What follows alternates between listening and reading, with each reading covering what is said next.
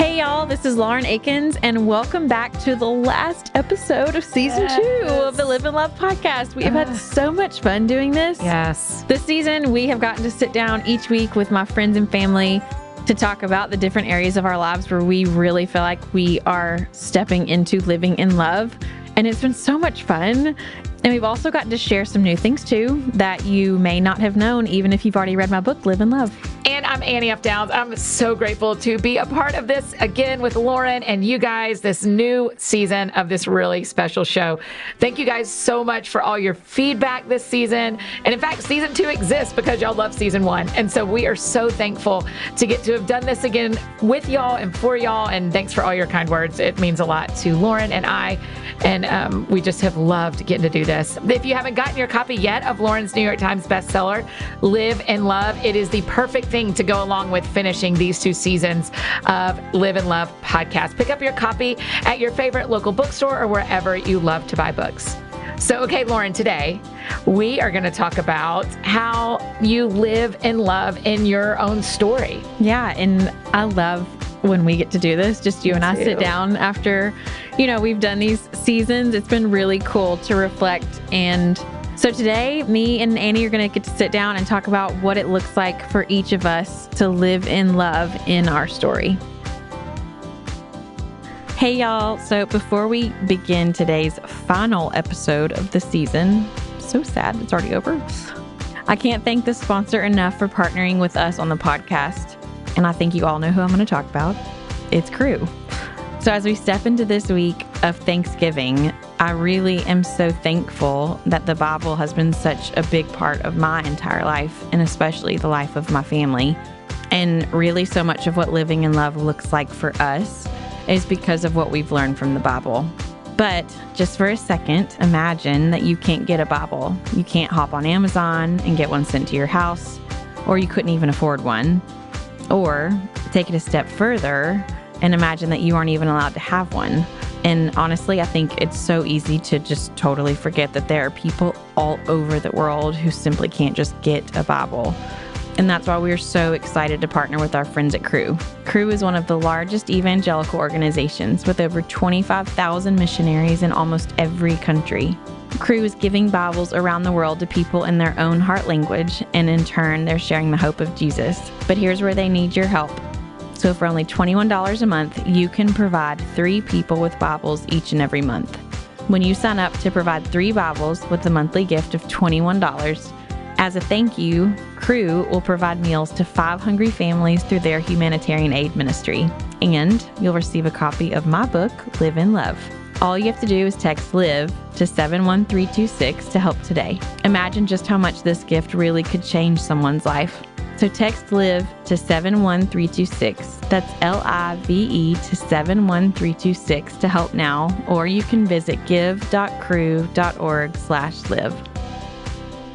All right, Lauren, last episode, season 2, here we are. We did it. We did it again. I'm so glad. I know. It makes me so happy. I mean, we were barely done with season 1 and we were like, we have to do season 2. That's how you know. Yeah. Why is it, of all the things that we could have talked about to end it, we're talking about the power of story and how living truly and how love is a part of story. Why did that matter to you of all the things? I think because as humans in life, when you share your story, especially in vulnerability, that's how we all grow and learn from each other. And, I think when we started last season, and obviously it was all going off of the book, Live and Love, it was just a cool dynamic to dig in deeper to that part of my story, because I think people are just so curious. I think people are curious about all kinds of people's stories. Yes. But there's so much truth in learning about other people's stories. And like for me, just in my life with my girlfriends and family, hearing other people's stories, it has helped shape who I am and, help me to realize what roads I definitely don't want to walk down, what roads I need to have the courage to walk down. Yeah.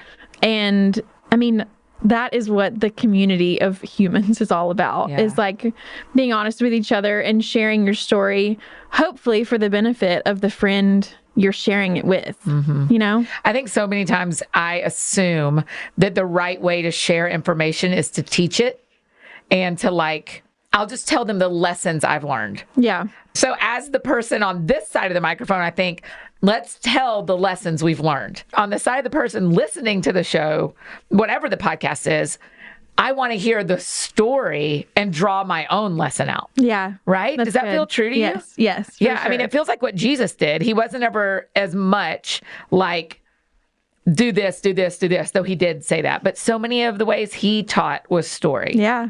It's incredible. I mean, I think it's also what's so relatable to people, you know, I mean, even like with my kids, like telling them to do something as opposed to watching them see it experienced or telling it through a story, it just goes over better. Yeah. You know, like I think when you're telling somebody, this is what you need to be doing, this is what you could do better, this is what is going to help you in this situation, this is what's causing you so much grief. A lot of times, if they can find themselves in a story, it's more relatable and it feels like just more doable. I think it's just like, and maybe more inspiring too. Just like, wow, I loved that part of that story that you wrote about, or I love that part of the story that Jesus was talking about when he was talking to his disciples about, you know, even just like the other day in our small group, we also reading partly through Matthew, and like some of the stories that he talks about is like, you know, I've heard so many of those parables my whole life. Yeah. But reading them through as a 32-year-old now and a mom of almost 4, I mean, it's like, honestly, I think you pull so much more out. Even if you've heard the story a million times, I think every time there's something to learn and something to take away and be better at. And stories are so powerful. And I love this movement of like people sharing their story, good, bad, because that's what the world needs and I think is craving right now is truth. And sharing your story in that vulnerability, I do think is so honest, and the world is ready to receive that, I think, now. Yeah, and the interesting thing that I'm hearing you say that I find really true in my life too, is that I can read the same thing in 5 different seasons of my life, the same story, either in the Bible or in a novel that I love. I can pick it up in different seasons of my life and experience different things out of it. Yeah. Right? It almost feels like the mystical part of stories is how they catch you wherever you are. Yeah. Right? Yeah. And how they almost each time speak to you exactly where you're at. And you're like, wow, that is what I needed to hear today, right now, after the conversation I just had with my mom, or after the fight I just had with my husband, or after it's been a really long week with my kids. Like, I needed to hear that. But if we don't have the courage to share it, you don't know the people who are missing out on that blessing. Yeah. By you just letting your fear, which I think we all struggle with, letting your fear shut your mouth, or be like, you know what, maybe don't share that right now. It's a little TMI. Do you connect better with stories in books or movies? If you'd asked me this 5 years ago, I would have said movies, but that's because I didn't read a whole lot. Oh. I've started reading a lot more now, and I think I love reading more. Which, by the way, I have 3 books in my car for you that I borrowed from you at the beach that I have read and to return to you. So don't worry, I still have them. I have not stolen them. That's amazing. They were very good. They're good books. That is kind of the opposite of what most people would assume happens is once you start building your family and you've got infants. I mean, you've had an infant for 6 years. Yes. What number am I on? Right. And so what made reading increase when your life got busier? I think because for me, most movies I'm watching are mostly entertainment, I would say. Yeah. And I have just gotten on this role of like, I want to be better. I want to be a better mom. I want to be a better wife. I want to be a better friend. And there are just so many good books that for me, will just like light a fire under me. Yeah. And catapult me into that direction that I'm hoping to go. And it's just become a little bit of an obsession, but it's so enjoyable for me. Like I love reading those books, and you know, I've got like 17 different colors on each page where I've highlighted everything. Oh my gosh, are you reading them on your iPad or on your e-reader or something? I did. Or you're actually using real highlighters? Yeah, so I started getting them in print so that I could like take notes easier. I'm a person that I have to like write it down with a pen. Me too. I think to like soak it in or to release it, all of the above. And so I've started doing that with my books. And when I do share a lot of these books with people, I'm like, listen, I would give this to you and I'll let you borrow it, but I do need it back because I've also got a notebook full of notes throughout this book that I need to remember. And I've got, you know, all of the pages are earmarked, and I love it so much, though. It's like, that's one of my favorite things to do after I get the kids in bed. And if we're not on a show that we're like determined to watch that night, I love to get in bed and read a book. And I feel like that definitely makes me feel a little bit older, because I think, you know, you imagine like your parents, and when you were young, they would get in bed and like open the newspaper or like read their books in bed. But that's totally what I do now. I don't know if it makes you older, or, I mean, we just aren't like going out every night. Right. But you didn't. I definitely never did that. Right. You didn't do that 20s. Before. Right. Or, I mean, I no. Can you read, do you read nonfiction at night like that too, or just novel kind of things? Do you read the ones that are teaching you? Oh, okay.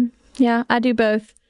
I mean, granted, there are days where I am so exhausted, which are most days. And if it is like a super exhausting day, I can't go do like digest more of that. But then I'll kind of go to those novel-y books, which even the novels that I'm reading right now are like inspiring. Oh, the one you lent me, When All the Stars Go Down? Yes. I mean, I was crying the last 2 chapters. Have you read it yet? Did you already read it? Oh, good. I can't wait. That was one of the ones I picked up at, I think we went to Books A Million or something, and I literally bought 25 books. Oh, gosh. And brought them. I was like, I just need a whole new stash of books. Yes. Well, I have 3 of your 25. Okay, great. Okay, so line up for me, when I'm thinking about stories, line up for me, or tell me the difference between sitting across the table having coffee and hearing a story in someone's life versus sitting in an audience and hearing a story from a stage versus reading a book. Ooh. Which ones, when do you go to which one, and how do they affect you differently? Okay, so let's start with coffee across the table. That is, for me, when I'm like needing guidance in life, or the person maybe I'm sharing my story with is needing guidance in life. That's like that two-way conversation where you can ask questions, you can clarify things that you're like, is that what you meant with this? Or like, I tried this that way, it didn't work the same way. And I'm like, no. So it didn't work at first that way for me, but this is what it looks like now. Or also a way to like further press into somebody and encourage somebody, whether it's me doing the encouraging or someone else doing that for me. Yeah. And I just think there's a believability that happens across the table. For sure. Because you're like, it's a different intimacy. Your history. That's right. It's a different intimacy into their story. Yeah. Yeah. To me, that's the most special. Yeah. But then like sitting in an audience, I think the passion, you can like, a lot of times you can feel and see that passion in the audience. And I think that lights a different fire under you, maybe a stronger one than just reading. But if you read it, and like me, if you're taking notes, or, you know, you can go back and reread or kind of study that, or go, I'm going to take that further and go look more into this. All of them have such different dynamics, but all of them are so helpful. And it just depends on kind of what season you're in. You know, I think some people are just kind of like, I'm not sure how I feel about this, or I kind of want to grow in that. Maybe I'll get my feet wet with this book. And then others are like ready to go and just need more inspiration or have questions. And I think that's where you kind of decide where you need to be in that story conversation. There also feels like a distance from the story. Like, okay, so again, if it's on the continuum and it's all the way to the left is coffee with somebody, in the middle is on a stage, on the right is in a book. as you go toward in a book, there's also more distance from the story. So it's like, oh, they took time to read it, write it, publish it, and I'm picking it up. So it's like there's a different perspective that can bring more wisdom. But I think when we sit across the table from each other and tell our true stories, even if it requires a lot of vulnerability, you don't have the distance and wisdom to tell the story if you're living it. Yeah. But you have this raw vulnerability. I mean, you and I talked about it not long ago of like, how do we invite people into the middle? Yeah. Instead of just the end or even just the beginning. Right. So when you're thinking about that, when you're thinking about sitting across the table from someone, because so many of our friends listening maybe want to write a book like Live and Love, maybe want to get on a stage, maybe want to get on a podcast, but everybody's sitting across the table from someone. Right. How do you decide when to invite someone into the story, the beginning, the middle, or the end? Man. Is that hard? Well, for me, I just always invite. You do. I think I do. And whatever day someone meets with you, wherever you are in the story is where if there's trust, is where they get to get in the story. Right. If it's a safe place, yes. I just invite you right in. Why? I mean, I think honestly, especially in those moments, there could be a lot that I'm still processing or learning and maybe haven't figured out yet. But I think in that struggle is it's a beautiful place for someone else to relate or see that struggle and not feel alone. Right. B, that's kind of where I think that two-way conversation can be really cool for both parties involved. Yeah. But I don't know. I think I was raised in a very honest family. Yes, we all know. We've all experienced both seasons. And I can't right now think of a time that being open and honest was a bad choice. Sometimes You've never gotten burned? Sometimes it's hurtful. Okay. But I think if it's a safe place, if it's coming from a safe place, if it is a safe place, I think it always opens the door for growth. Even if you get bamboozled or someone, or you're betrayed or. Well, yeah, I guess if it's that safe place, then for the most part, that person is approaching it in love. Yeah. And if they're coming from an angle of like, hey, you really hurt me, or hey, this is something I need to tell you that happened and this is not going to be a fun conversation. Like, even those valleys you walk through are a huge part of what grows you. And like, I believe that the Lord uses those parts of your life to make you into who he wants you to be. So definitely there are parts of that two-way conversation that you're like, that was one of the hardest conversations I've ever had. Yeah. And like, it might take me a few weeks to come off of that or come out of that. Yeah. But then you look back on it and you, a lot of times, see the Lord's goodness in that. You see where he hasn't left you. You see what he's teaching you in that. And if it's from the other party where you feel like you need to have that conversation back, like, hey, if there's something that we got to finish talking about. Yeah. If you're able to do that and have those hard conversations, and all of that grows you. And even though it's hard, it is really good for you to walk through. Yeah. So I guess maybe the short answer was, even though it can be really hard, I do think even the hard parts are necessary. Because I just think, as we're talking about this, Lauren, as we're talking about our stories and inviting people in, there are so many of us who are not married to the person we used to be married to, not friends with the people we used to be friends with, not talking to our family. And we feel like someone else has been in our story or a part of our story in a way that now we go, how do I ever share again? Because the person that was safe for me isn't anymore. Or the person that was safe for me always was safe, but now they're gone. They've passed away. They have moved to another part of the country. They are, whatever. So how do you jump back into sharing your story again? Oh, man. I'm asking you. We're coming in hot on this last episode, Lauren Akins. Gosh. I mean, it is just courage. It is having the courage to start the conversation. I just had this conversation with Willa Gray as a kindergartner.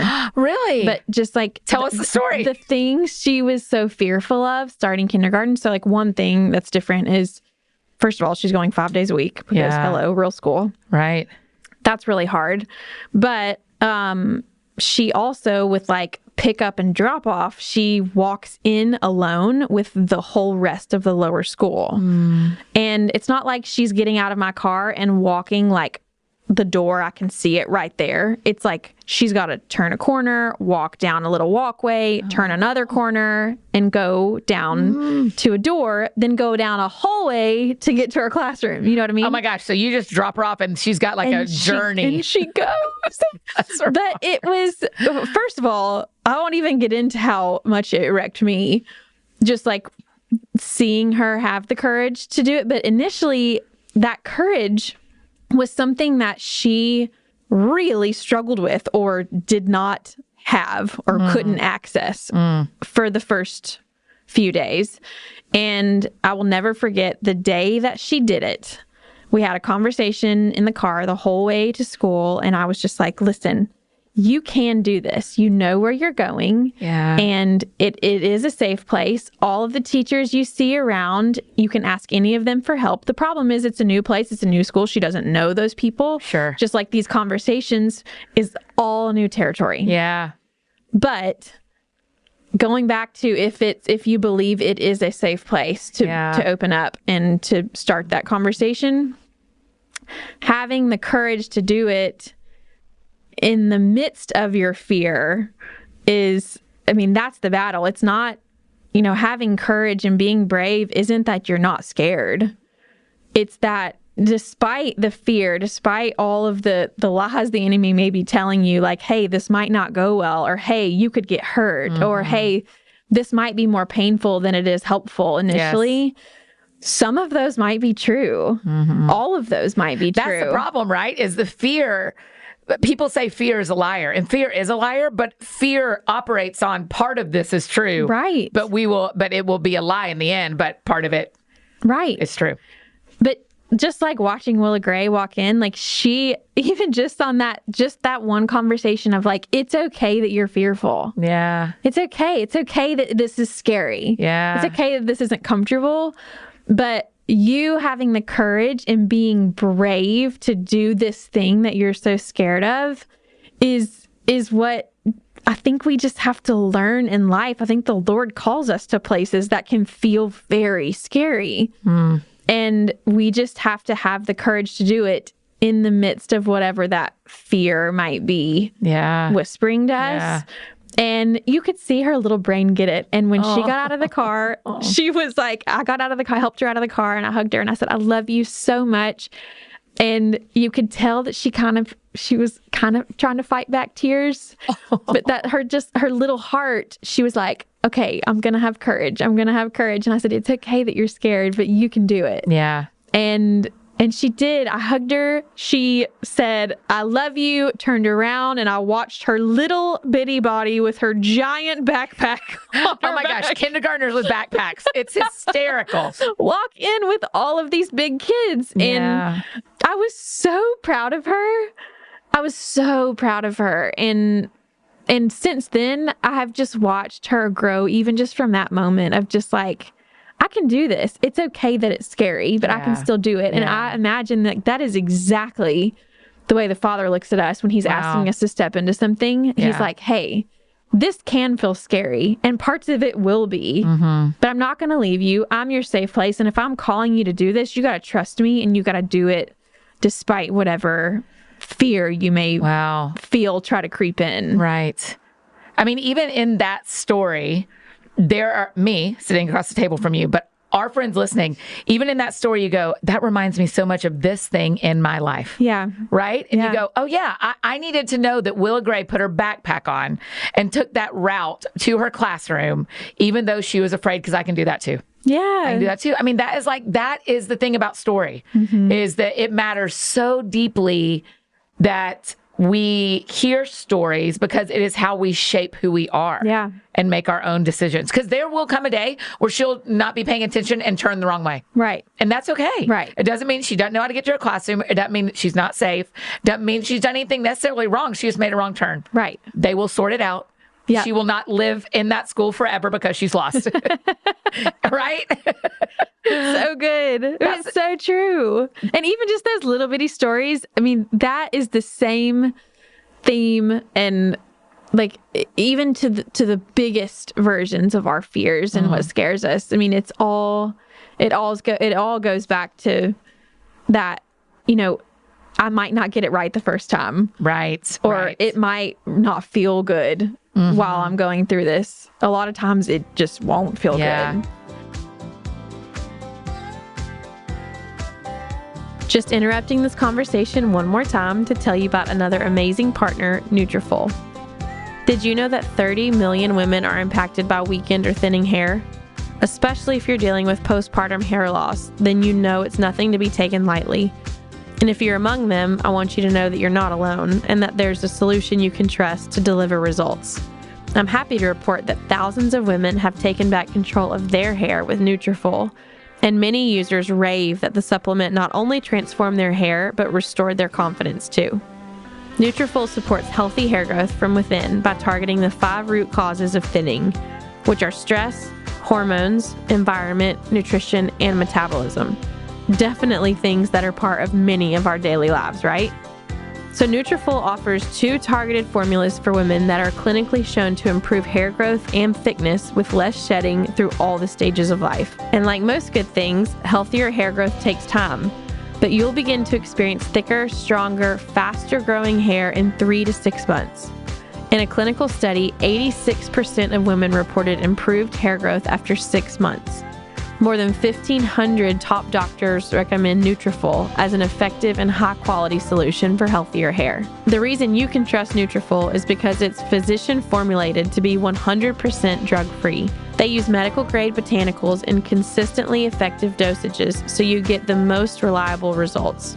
And I really can't wait to start taking their supplements designed for postpartum hair loss after having this baby. Now, you too can grow thicker and healthier hair and support the show by going to Nutrafol.com and entering the promo code LIVEINLOVE to save $15 off your first month's subscription. This is their best offer anywhere, and it's only available to U.S. customers for a limited time. Plus, you get free shipping on every order. Get $15 off at Nutrafol.com, spelled Nutrafol.com, promo code LIVEINLOVE. For our friends listening, if you're in the middle of pain, why do you tell a story in the middle of pain instead of waiting until now it feels better, now I can tell you the story? Because it's so much more relatable, I think, when you're in the middle of that pain, because someone who also is walking through that pain can go, hey, I can relate to that right now. And also, I think the hope that you have in the midst of that pain is like, this is really hard. This really sucks. This is really painful right now. And I don't see an end, but I'm going to trust that he's going to bring me the rest of the way. Yes. And people like witnessing friends do that encourages them to do the same. Yes, I think so too, Lauren. And a lot of times you get to walk through those things together. You know, I think, good night, over the last 2 years, like there's been so much up and down in our world.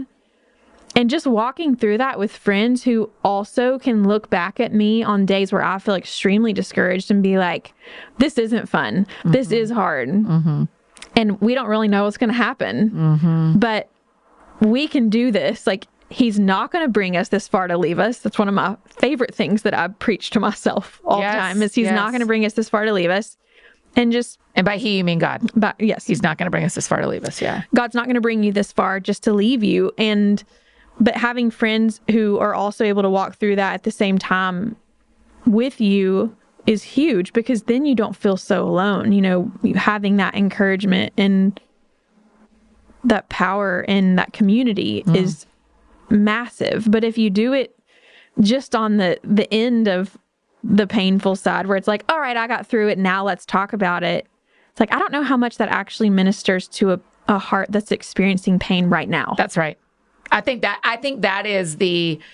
that's the secret sauce is we think people will be so encouraged if they see the final result of this. Right. Right? It's actually, if we switch it to Food Network, if Food Network found that to be true, they would only show us finished meals. Right. The entire show exists. The entire network exists believing that the most impactful thing is showing you the ingredients, the cooking, and then the final product. Yeah. They don't hide the middle from us. That's right. Because that's what actually teaches us and changes us. Yeah. And makes us want the thing at the end. But I think in my story, I'll just wait and tell everybody when we're on the good side.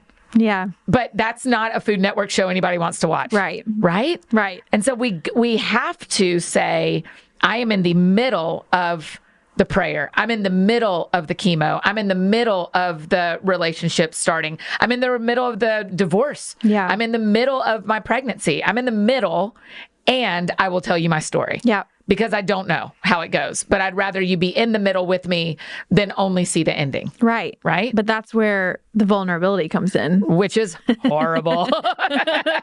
That's the hard part. It is the hard part. Because it's not super vulnerable to tell the story at the end. It's vulnerable to tell the part that you're in that you're like, I don't know how this turns out. Even if it turns out bad at the end, right. and what you've labeled as not what you wanted, it's still not vulnerable to tell it because you're like, well, yep. But when you tell the beginning or the middle, that is when you're telling the part that is scary. Yeah. But then that's where also people find themselves and they're like, okay, that makes sense to me. I can take one step forward the same way that you are because I can see you actively doing that in your life. And I think it helps model for that person. Like, you might not know what you're doing, but here's what I'm doing. And maybe this can be helpful to you. But people having that vulnerability and the courage to share that part of their story in the middle of the pain, that's what people relate to. And that's what is the most helpful. So someone listening is like starting a business in their town and they're going to start like making flower arrangements, or they're starting a bakery or whatever. And they're starting to invite people into that story. And the fear lie in their head is, if this company doesn't do well, I'm going to be so embarrassed I told people about this dream. Or if this relationship doesn't go well, I'm going to be so embarrassed. Or if I'm going to start a podcast, I'm going to write a book, I'm going to fill in the blank. If this doesn't go well, how do you encourage people to say, go anyway? Or do you say, if that's the fear, don't tell your story? Because that's always my fear, right? Like, if this fails in front of everyone, if I didn't tell them, at least it only failed in front of me. Right. Oh, man. I mean, I'm just thinking through, like, even right now, friends in my life who are inviting me into that story. And we don't have to go into detail, but and some of them have very similar stories right now and are pursuing similar things. And for some, it's going really well. For some, It is not going well. Right. At all. Yeah. And, I think that's where your closest community grows. I mean, I think that's where you really, I think for me, I'm always tying things back to, like, what's the Lord trying to show me? What is he teaching me? Where is he drawing me here? And sometimes, the world may look at it as a failed bakery, or the world may look at it as you didn't try hard enough, or gosh, that's really embarrassing that you went on a limb and told everybody this is what you're going to do, and then it didn't happen. The world is always going to point out the things that I think are just the enemy honestly lying to you and telling you you're not good enough. Yeah. And so I think that the enemy will use that as a foothold if you allow it. But in the midst of that, inviting people into your story, I think that's where the Lord grows your community. I think that's where you draw strength in him going like, hey, I believe this is where you have me. And I believe that either you're teaching me something, you're teaching someone else something, or you're going to take me to a place that you want me to be, or you're going to shut a door so that I don't end up in a place where you don't want me to be. I think you have to look at every one of those scenarios as like trusting that he's got you on your roadmap and he's got a good place for you. Yeah. But you might interpret something as like maybe you think that he did call you to open this bakery or do this or not do that. And maybe you get it wrong. And maybe that's where he shuts that door. And sometimes he's to shut it hard to be like, no, don't go that way. And, but then other times, he'll lead you through that valley just so that you're more prepared on the other side for whatever thing he has for you later on in life. But either way, everything is such a learning process, right? Yes. I mean, you can learn something out of the good situations and the bad situations, and so can the people around you. But that's where you also find the people who are in it with you, who love you well, who are rooted in truth and are going to be there for you. I wouldn't have found my community if it had all just been like the easy stories. You know what I mean? Like, that's a huge statement. I wouldn't have found my community if it would have only been the easy stories. I mean, that's what we've heard in the 2 seasons of the show. Right. It is not the easy stories that build the up close relationships. Yeah.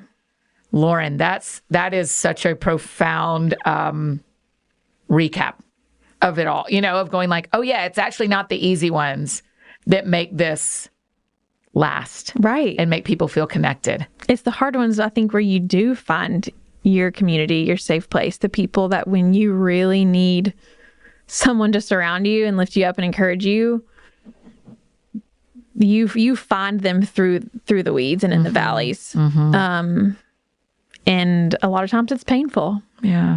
But then you're better for it. You're stronger for it. And then when you have a friend going through the same thing, you've been through that and you're like, hey, let me encourage you. Let me love on you. Let me pray for you. Let me minister to you because this is what was done for me. Yeah.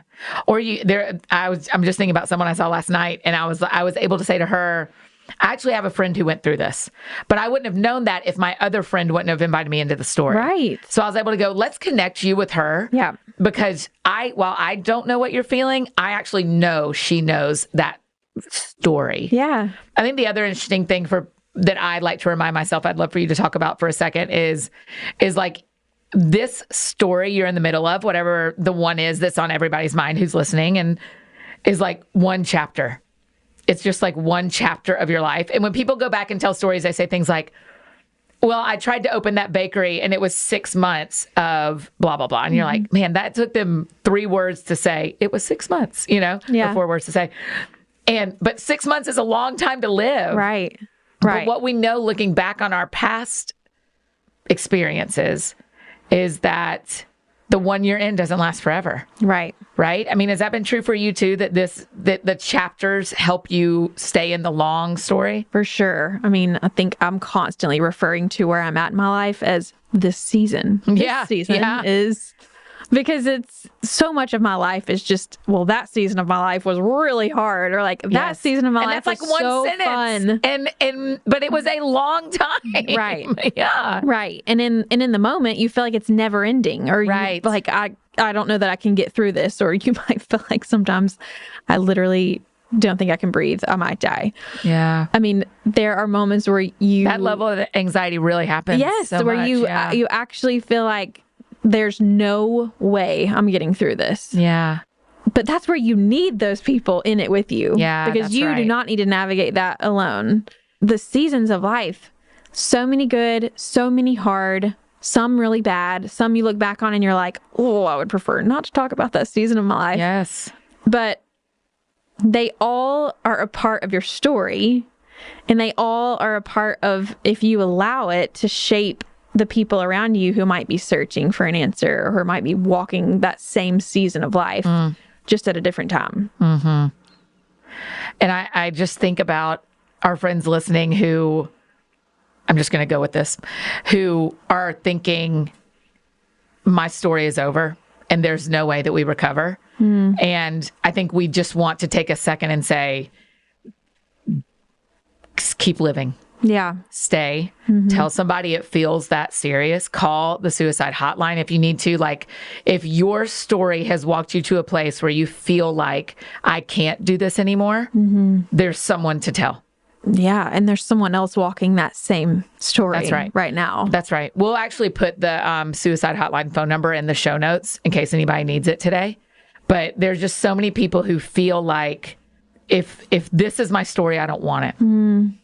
And we would say, we've been there too. Yeah. And the thing you didn't think you'd survive, you're surviving.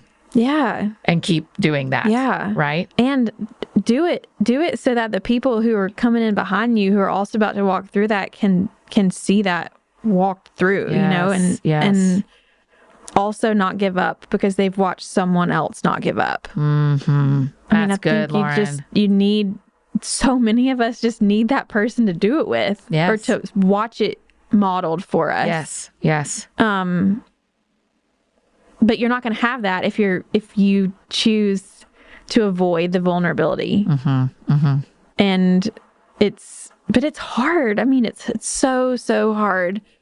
And also, it's okay if you avoid the vulnerability once or twice. And I mean, if you look back and you're like, I avoided that. I missed that opportunity.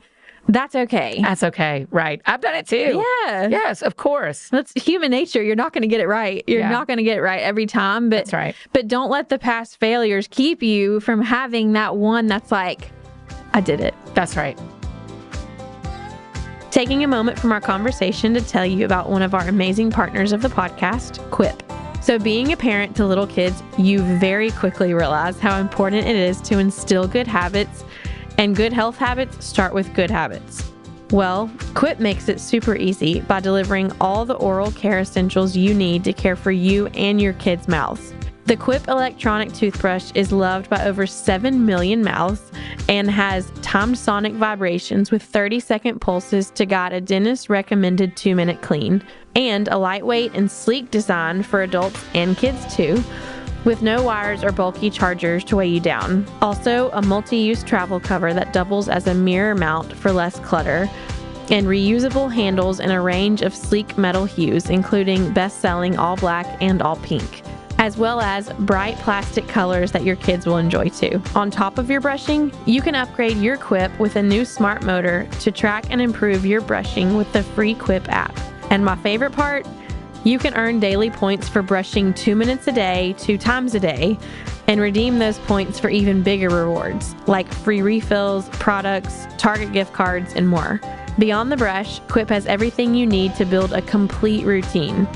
They have mint or watermelon toothpaste with anti-cavity ingredients for strong, healthy teeth, and refillable sugar-free gum in a one-click dispenser that delivers a long-lasting mint flavor, freshens breath, and can help prevent cavities.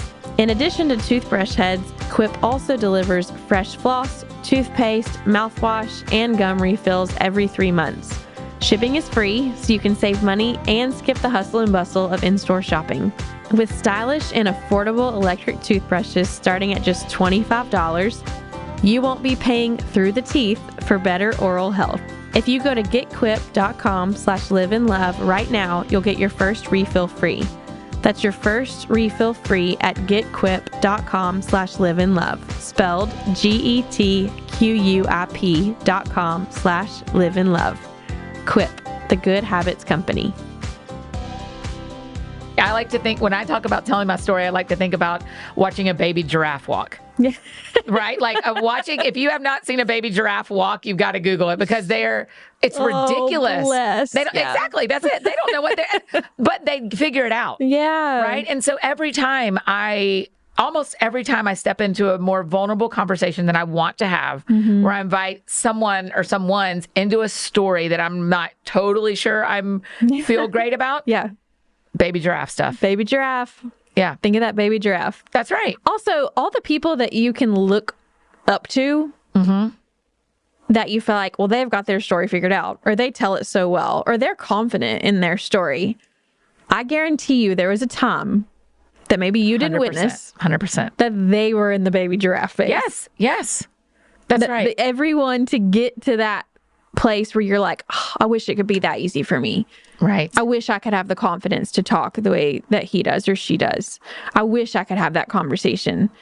I think everyone who it seems to you has maybe mastered that, they all have walked through those, hey, this is really scary. Not sure how this is going to go, but I'm going to choose to have the courage that in the midst of the scary moments or the fearful thoughts or whatever the enemy may be whispering to you, to choose to like lay those aside and keep walking regardless. Yeah. And everybody learns that way. You don't just like all of a sudden become That's right. good at Everybody learns that way. We just need that reminder because we think no one else has had to learn. We're the only ones having to learn. Yeah. Okay, but I'm thinking about for our friends who want to write a book like you did. They want to write their story. They have lived through something with their children, with their spouse, in their own lives as kids. They survived something and they want to write their own story. What would you tell them to do? How do you start with that? What'd you do for Live and Love? How'd you start? For Live and Love, that was not a dream of mine. That truly was the Lord kind of swinging that door open in front of me and being like, hey, yeah, I'm asking you to walk through this. Yeah. And I was like, oh no, it's not where I want to go right now. Right. So for me, it wasn't a dream. Yeah. So I think you could take this two different ways. Okay. If it's a dream of yours and the fear you have of what if it's not good enough, what if it's not quote unquote successful. Right. First of all, I hate the way the world measures success these days. Oh, dude, say that. Me too. You should trash whatever the worldview is of success, first of all. Yes. Don't start your project unless you have found the real definition of success. That's right. Have an actual, this is what success will be for me. Right. Before you even start writing. Right. I agree. And there's a reason why I did not look at book reviews. I did not look at sales. I would get emails from my team updating me on different things. And that is the only thing I did. Also with this podcast. Yeah. I didn't know. People are like, how's the podcast going? And I was like, couldn't tell you. Every now and then Annie will email me something and I see that and that's about it. Right. But I don't have anything to compare it to. Right. And that wasn't how you determined what success was going to be for this show or for your book. That's right. Because I truly believe that for the book, for the podcast, for this conversation, if it lands on one set of ears that needed to hear this to get through today, that is success to me. That's right. That's right. Because it doesn't matter if you've got however many people sharing this episode or talking about it to their friends or what, or email we get. it. That's right. The one email we get that says, I decided to stay on this planet one more day. We will be glad we did this. That's right. That's right. That's success for us. That's right. That's right. But I think that you have to come to a healthy definition of success for yourself. Yes. And I also had a conversation with a friend just yesterday who was walking a really hard road right now. And so much of her success is driven by what the world says or what she sees on social media. And I think I've said this before too, but I think a lot of times for us to come to a healthy place, you have to disconnect from the places that are causing you to compare your life, your story, your new project to others. Because if you fall into that comparison game, it will steal your joy. It will cause you to doubt what you're doing or feel like you're inadequate or you're insignificant. And that's just the enemy using what he can to discourage you from the walk you feel like you're called to walk. But so I think you start there. I think you start with measuring your success in a healthy way and have that goal. Yeah. If it's not a dream of yours, still go back to the success thing. If you're going to be like, okay, this is not a dream of mine, but I'm going to walk it. Yeah. Still have that healthy view of success, obviously. But I do think that, like I could talk about a million different parts of my life that I have walked through that is not the way I wanted it to go. But in my eyes, it's all been successful. Because I feel like it's the road that the Lord has mapped out in front of me. And it might not be the way that I mapped out my life, but I can see his mission in my life. Yeah. I can see the people he's wanted to connect me with. I can see the children that I have and how they came to be and what times they came to be. Right. And, to be quite honest, when I got pregnant with this baby, last podcast. Yes. I cried a lot in the beginning because I was not ready for this. Yeah. And I was like, please don't ask me to do this right now. Yeah. And he did. And I am. And, even in the midst of doing something that you feel like maybe you're not ready for, he'll come alongside you, he'll meaning God, he'll come alongside you and give you what you need for that day. And it might be a season you look back on and go, that wrecked me. Yeah. As a whole, that was extremely hard for me. Yes. But if you go back and look through the days for me, if I go back and look through the individual days of those seasons, I see where the Lord has met me right where I'm at and pulled me through it because I believe that he will not bring me this far to leave me, and he hasn't. That's right.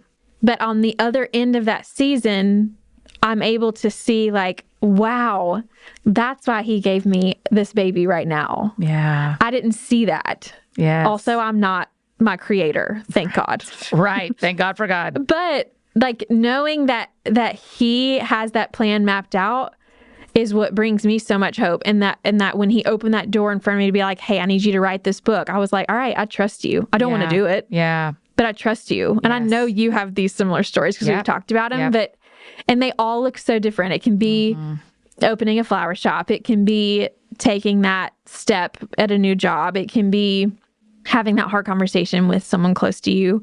It can be writing a book. It can be having a baby. All the things that you feel like he's opened that door up in front of you. My encouragement would just be brave enough to walk through and be brave enough to say yes, because if you really know him and you know his goodness and that's what he intends for you no matter what, then you can trust that. You can trust that open door. Yes. It might be hard. It will be hard. But you walk through the other side of it. Yeah. And however long that season is, you're going to look back and be like, I'm grateful for that season. That's right. I think you're 100% right. So as we finish season 2, I get to ask you the question. So how do you live in love in your story? I think it just goes back to that vulnerability. Yeah. Every time for me. And sometimes it's easier and sometimes it's really hard. And sometimes you feel like a full-blown idiot and you're like, this person definitely thinks I'm a moron. But maybe they don't. And you know what? If they do, what someone else thinks about you is none of your business. That's right.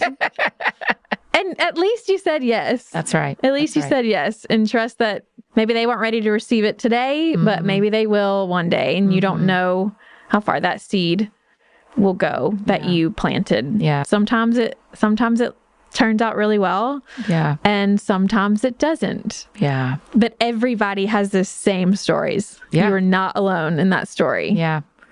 I would love to encourage our friends listening today, whenever they hear this, one of the pictures of us from the show, grab their own picture, grab a screenshot of listening to this, and then tell us your story on Instagram. Yeah. Like, tag us. We will come and read. Yes. Like, if at the end of this season, you'll be brave enough to live and love in your story, Lauren and I would love to read it. Would love it. So would love to congratulate you on having that courage. Yeah, that's right. Congratulations to you on having the courage to do another season. Well done. Thanks, Annie. It's always so fun with you. So fun. Hey, y'all. Just a final reminder, don't forget to partner with our friends at Crew. For only $21 a month, you can provide 3 people with Bibles each and every month.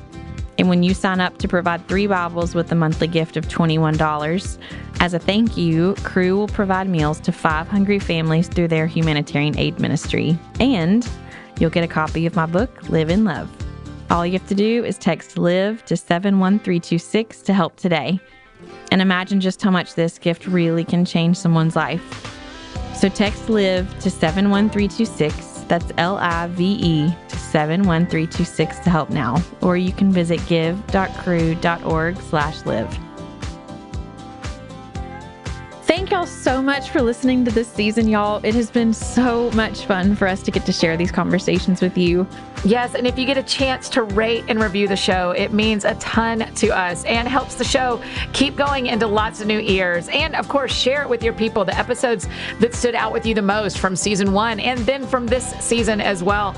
Just go back and share those with your friends and your followers because, well, as we talked about in this episode, the stories that Lauren's friends and family have told have changed all of us. And so let's share those. Yeah, that's so true. It has been so much fun, and I'm really going to miss doing this with you, but you never know what the future holds. That's right. We might be back. We'll have to see. Thank y'all so much. This has been such a blast.